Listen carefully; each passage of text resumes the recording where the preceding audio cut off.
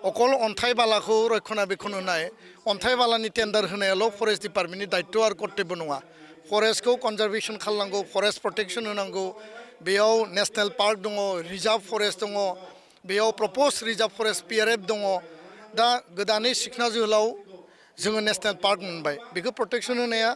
आथिखालनि सरकारनि दायित्व फरेस्ट डिपार्टमेन्टनि दायित्व आथिखालनि सरकारा थारैनो रैखाथि होनायाव बा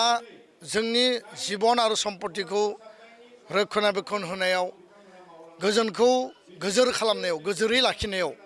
पिसखौ मेनटेन खालामनायाव बिथांमोना फेलार जादों आरो बे फेलारा मानो जादों दानि आथिखालनि सरकार सालायगिरि बिथांमोनाबो बिनि सायाव नायबिजिरनाया गोनांथि दङ मालाबा जोंनियाव थासारि जायोब्ला हाग्रामा महिलारि बिथाङा बुङो जे माने ल' एन्ड अर्डारा आंनियाव गैया आङो बिनि गार्जेन नङा होननानै ल' एन्ड अर्डारा स्टेटनि साबजेक्ट खिन्थु काउन्सिलनि मुरब्बिया बिथाङानो आरो बेयाव जिखुनु ल' एन्ड अर्डार सिटुएसन जायोबा काउन्सिला आसाम सरकारनिफ्राय स्पेसियेल फर्स स्पेसियेल माने नोङो जे प्रसासन बेखौ बिनाया बेखौ मेनटेन खालामनाया बिथांनि दायित्व मैया जालांनाय चिरां जिल्लानि जे रुनिकाटा रेन्ज अफिसनि मावखुलिखौ माखासे सुबुंफोरा बा पाब्लिक बिथांमोना फैनानै बेखौ गाग्लोबनाय लन्ड' बन्द' खालामनाय आरो बे अफिसाव जेसेबां माने प्रपार्टि दङमोन गारिनिफ्राय अफिसनिफ्राय बे जिखिनि सिलिंखार खालामबाय बेखौ नुनानै गोसोआव जोबोद दुखु मोनदों आरो गोथौयै आङो बे घटनाखौ सोंखारिदों बे थासारिया मानो जाखो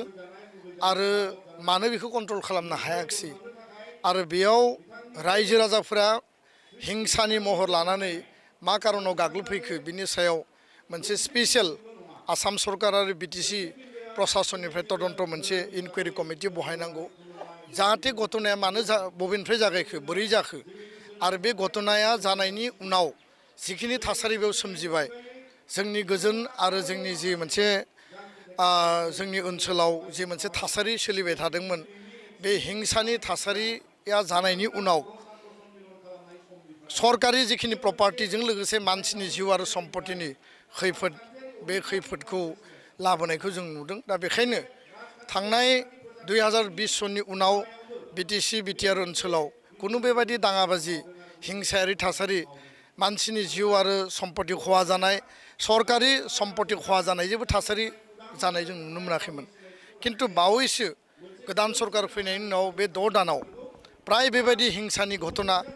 मानसिनि जिउ जोबनाय जिउ गोमानाय सरकारि सम्पति थासारि बेखौ सिलिंखार खालामनाय आरो सुबुंनि जिउ आरो सम्पतिनि खहा खालामनाय थासारिखौ नुनानै बियो मोनसे सोमोनांथाव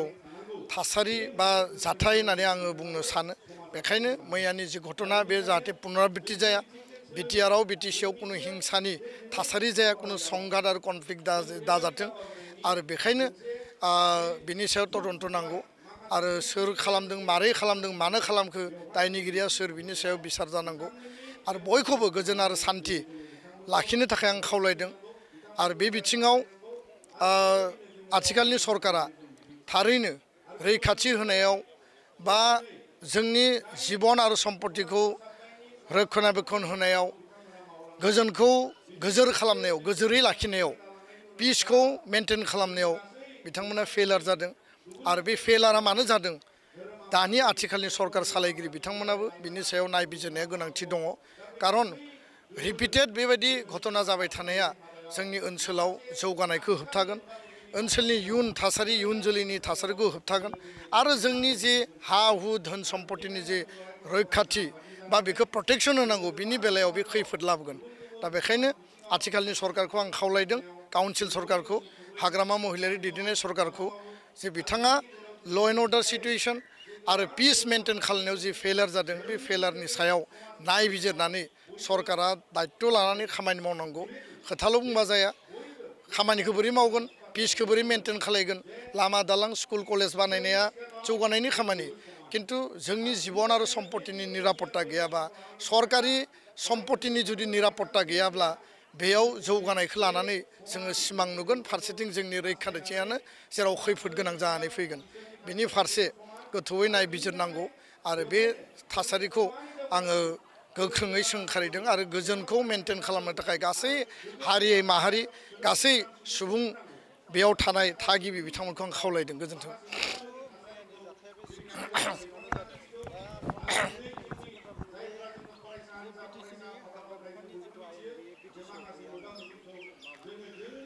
ना बिटिसिनि हाग्रा बिफाननि आयेना बिटिसिआव गैयिनि खोथा गैया। फरेस्ट डिपार्टमेन्टआ जाबाय मोनसे ट्रान्सफार्ड साबजेक्ट। 2003 सनाव जि समाव हाग्रामा महिलारिया BLTनि दैदेनगिरि जानानै साइन खालामदों 39टा डिपार्टमेन्ट जोंनो हरदों आरो बे 39टा डिपार्टमेन्टआव फरेस्ट आरो बे माने रिजार्भ फरेस्ट बे डिपार्टमेन्टखौ बिथांमोना होदों। जिहेतु फरेस्ट डिपार्टमेन्टआ मोनसे कनकारेन्ट लिस्ट बियो भारत सरकारनियावबो थायो आसाम सरकारनियावबो थायो आरो काउन्सिलनियावबो दङ। अकल अन्थाइ बालाखौ रक्षनाबेक्षन होनाय अन्थाइ बालानि टेन्डार होनायाल' फरेस्ट डिपार्टमेन्टनि दायित्व आरो कर्तब्य नङा। फरेस्टखौ कनजारभेसन खालामनांगौ फरेस्ट प्रटेक्सन होनांगौ बेयाव नेसनेल पार्क दङ रिजार्भ फरेस्ट दङ बेयाव प्रप'ज रिजार्भ फरेस्ट PRF दङ। दा गोदानै सिखना जोहोलाव जोङो नेसनेल पार्क मोनबाय बेखौ प्रटेक्सन होनाया आथिखालनि सरकारनि दायित्व फरेस्ट डिपार्टमेन्टनि दायित्व। हयथ' बिथांमोना डिपार्टमेन्टेलि माखासे खामानिखौ मावदों आं मावाखै होननानै बुङा आरो थांनाय समाव रायमना नेसनेल पार्क सिखना जोहोलाव नेसनेल पार्क मोननै नेसनेल पार्क जोङो क्रिएट खालामदोंमोन एबसुनिबो दाबिमोन आरो थांनाय समनि प्रमद बर' जि सरकार बे सरकारनि दाबि आरो खावलायनाय बायदि आसाम सरकार भारत सरकारा मोननै गोदान नेसनेल पार्क फोसावदोंमोन जुदिअ जोंनियाव मानास नेसनेल पार्कआ दंखायोमोन। दा बेखौ प्रटेक्सन होनाय बेखौ रैखाथि होनाय बिनि बाफार जनाव रायजो जानाय सुबुंफोरखौ बुजाय आजायहै जाहाथे गोदानै फरेस्टआव एनक्ल'ज खालामा बा कुनु कारनाव फरेस्ट माने डेस्ट्रय जाया बेखौ बुंनाय रायलायनाय बुजायनाया फरेस्ट डिपार्टमेन्ट सरकारनि दायित्व। हयथ' रायजो राजाजों आरो डिपार्टमेन्टजों जिखिनि आन्डारस्टेन्डिं जिखिनि बुजाबुजि जिखिनि बुजायनांगौमोन बेयाव जिखिनि एमिकेबल मोनसे समाधान सलुसन ओंखारनांगौमोन बे समाधान ओंखारनायाव बिथांमोननियाव भुल बुजाबुजि जादों कनफ्लिक्ट जादों आरो जायनि थाखाय मैयानि घटनाया जादों। दा बेखायनो मालाबा जोंनियाव थासारि जायोब्ला हाग्रामा महिलारि बिथाङा बुङो जे माने ल' एन्ड अर्डारा आंनियाव गैया आङो बिनि गार्जेन नङा होननानै। ल' एन्ड अर्डारा स्टेटनि साबजेक्ट खिन्थु काउन्सिलनि मुरब्बिया बिथाङानो आरो बेयाव जिखुनु ल' एन्ड अर्डार सिटुएसन जायोबा काउन्सिला आसाम सरकारनिफ्राय स्पेसियेल फर्स स्पेसियेल माने नोङो जि प्रसासन बेखौ बिनाया बेखौ मेनटेन खालामनाया बिथांनि दायित्व बेयाव हगारना होनायनि बाथ्रा गैया। मैयानि जाथाया जालांबाय फरेस्ट डिपार्टमेन्टनि अफिसखौ सावदों बिनि गारिखौ सावदों बिनि फुल रेसपन्सिबिलिटिया BTC सरकारनि कारन बेयो BTC बा BTR सरकारनि बे प्रपार्टि आरो बिनि रेसपन्सिबिलिटिया बिथांनि बे डिपार्टमेन्टआ आंनियाव गैया होनना बुङोब्ला बोरै जानो। डिपार्टमेन्टआ गावनियावनो दङ गावनो सालायगासिनो फरेस्टनि EM दङ फरेस्टनि CHD दङ फरेस्टनि DFO दङ रेन्जार दङ फरेस्ट गार्ड दङ बेयाव फरेस्टार 1 दङ। दा बेयाव डिपार्टमेन्टआ आंनि नङा होनना बुङोब्ला बेखौ सोर बिसास खालामगोन। दा बेखायनो अकल अन्थाइ बाला प्रटेक्सन होनाय अन्थाइ बालानिखौ रेभिनिउ लानायाल' फरेस्ट डिपार्टमेन्टनि दायित्व नङा हाग्राखौ संरैखा खालामनाय जोंनि सिक्स सिडुलखौ संरैखा खालामनाय गासै जाति जनगोष्ठीनि जिखिनि मोनथाय दङ आरो जेराव मोनथायखौ मोनो बेयाव होनांगौ जेराव मोनथायखौ मोना बिथांमोनखौ बुजाय आजाय बायजोआव लाबोनानै बिथांमोननि समाधान खालामनांगौआ बिथांमोननिनो। दा बे बेलायाव जुदि बिथाङा घटना जानायनि उनाव दायित्व आं नङा होननानै खनफ्रोमबो बुङोब्ला बा मालिकआ सोर दा BTCनि मालिकआ दा बेयावसो प्रश्नआ फैदों जे मालिकआ बिथाङानो रायजोआ बिथांनो मेन्डेट होदों 5 बोसोराव मेन्डेटनि गेजेरजों रायजो राजानो प्रटेक्सन होनांगौ सरकारखौ मोजां सालायनांगौ पिसफुलि मेनटेन खालामनांगौआ बिथांनि दायित्व आरो रिपिटेड बेबायदि इनसिडेन्ट आरो भायलेन्स जानाया जोंनि ओनसोलनि थाखाय बे मोजां साइन नङा आरो बेखौ रायजो राजाफ्रा दिनै बुजिदों जे मानो रिपिटेड घटना जादों आरो मानो कन्ट्रल खालामनो हायाखै मानो पिसखौ मेनटेन खालामनो हायाखै आरो सोरनि गोरोन्थिनि थाखाय बारम्बार रिपिटेड भायलेन्सआ BTCआव जादों बे थारैनो दिनै थासारियाव माने नुजाबाय आरो बयबो बेखौ नुगासिनो दङ। गोजोन्थों। जानो हागौ बिथाङा सरकार सालायनायाव सिरियास नङा आरो जेरैबायदि मेनटेन खालामनांगौ पिस ट्रेंकुइलिटि एडमिनिस्ट्रेसन प्रसासन डिपार्टमेन्ट दा सिरियासै मावोब्ला बेखौ हायैनि जेबो बाथ्रा गैया गासैबो जाति जनगोष्ठीखौ बिसासाव लाखिनांगौ। सिगाङावबो हाग्रायाव एनक्ल'ज खालायदोंमोन बुजाय आजाय बिथांमोनखौ लाबोनाय जादों आरो बेखौ लानानैबो ब्लेमसो होनाय जादोंमोन जे मालाबा इलिगेल एनक्ल'ज जादों एनक्ल'जआ जानो हागौ सिगाङावबो जादों दाबो खालामनो हागौ खिन्थु फरेस्ट राइट एक्ट दङ जेराव हानि अधिकार मोनगोन बेयाव मोननांगोन आरो जेराव हानि अधिकारखौ मोना नेसनेल पार्क बा रिजार्भ फरेस्ट बा जेराव माने नोङो वाइल्ड लाइफ सेन्चुरि बेयाव जिहेतु हानि अधिकारखौ मोना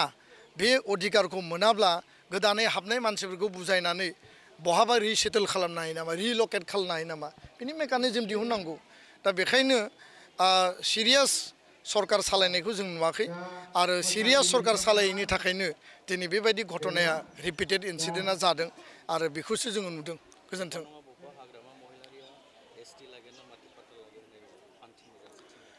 ना बिसायख'थिनि समाव गोबां माखासे बाथ्राफोरखौ बुंदोंमोन बे कमिटमेन्टखौ बिथाङा मावफुंनो हायाखै आरो जाति जनगोष्ठीनो भुवा कमिटमेन्ट होनानै जि अबास्तब जि बास्तब कमिटमेन्ट बेखौ मावनानै हो आरो जिफोरा अबास्तब आनप्रेक्टिकेल बे आनप्रेक्टिकेल कमिटमेन्टखौ होनानै बिथाङा दिनै गावनि आथिङावनो रुवाखौ दानना लानाय बायदि नुदों दायो आङो सोंखारनो लुबैयाखै सोंखारनायनि सम नङा दा बेखायनो बास्तब खोथाखौसो आङो आंनि उपलब्धिनिफ्राय बे खोथाखौ फोरमायदों गोजोन्थों